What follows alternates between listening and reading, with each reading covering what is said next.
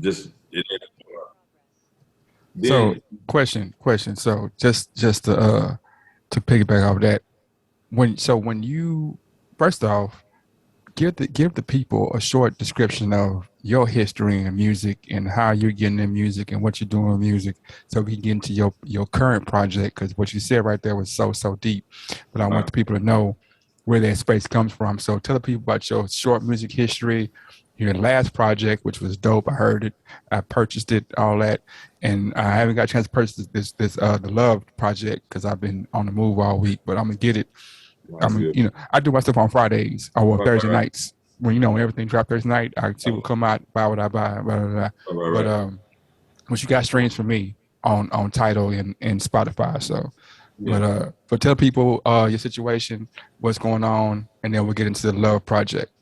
All right. So, all right. As far as music goes, I'm a kid of a musician. My dad played like five instruments. So my dad traveled the world a few times doing music. So as a kid, I sang. I never really got into the instruments because I found sports. So Mm-hmm. I didn't really want to do that. Like I ran away from what my dad told me I was going to do from the beginning anyway. But Mm-hmm. so years later, man, after basketball was slowing down for me, a lot of my friends was rapping, and I always loved poetry. I drew, I painted, I did all of those things at one point. So creating things was the thing. So it just morphed into me trying to write songs because all my homeboys was doing it. And I was terrible at it when I first because I didn't know how to structure music. And just kept going at it because I love it and it's just something that I can do. In my sleep, I feel. So I kept going with it. So at one point, I created my own record label, which is Home My Own Entertainment. Uh, I dibbled and dabbled in music. Life happens, and I just wasn't taking it serious. But uh, when I moved to Houston, I really took more steps as far as man, I got to make something happen. I So don't want to battle you right now when you said it. You come in your sleep.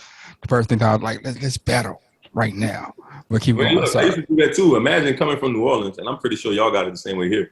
Yeah. I'm coming from New Orleans, man, and I remember my first rap partner. He's deceased now. Landis Banks. Mm-hmm. Rest in Me and him, peace.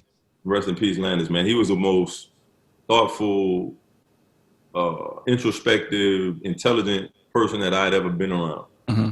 at that point in my life. And he went to one of the inner city schools that he wasn't supposed to be like that. Yeah. And he gave me a book on Gandhi. He's the one that gave me the From Niggas to Gods book Okay. that I spoke on. And so anyway, that was my rap partner, and we collaborated. But we used to go to these labels, man, and they'd be like, they'll put a beat on and be like, all right, what y'all got? So we get in that thing, and literally we was just freestyling. So we freestyle for hours, man, and like Yeah. we had this thing going on where everybody knew it was like, man, them niggas nice. Like I knew when he was about to fall off, I kick my verse, and then he'll tag me. We just had a perfect thing going, and he wound up going to the military, and then that stopped off. And then the next time when I was looking for him, he was gone. Mm-hmm. But New Orleans didn't know what to do with me, so it kind of like made me insecure about my music because I wasn't shaking, washing, dishing it. You know, I've always used words, so when it was doing bounce music and shake yeah. it, shake it, but I never was into that. You know what I mean? So Like I'm gonna stop you there. I'm gonna stop you there. So that's a very interesting space to be in. So because I think that there's a circle of music that goes that if you're talking about East Coast, West Coast, yeah, Midwest, down south, and there's a pocket of people who didn't fit into what, and this goes in the conversation I was talking we were having earlier about the powers that be, right?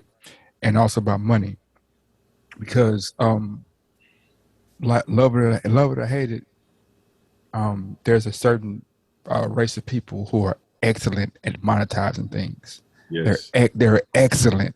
They're gods at it. They know how to do it. They perfected it in so many ways, and to the point where they see something and they're like, okay, how can we monetize this? Leo Cohen is one of those people who right, understands I can monetize this, but they don't care about culture.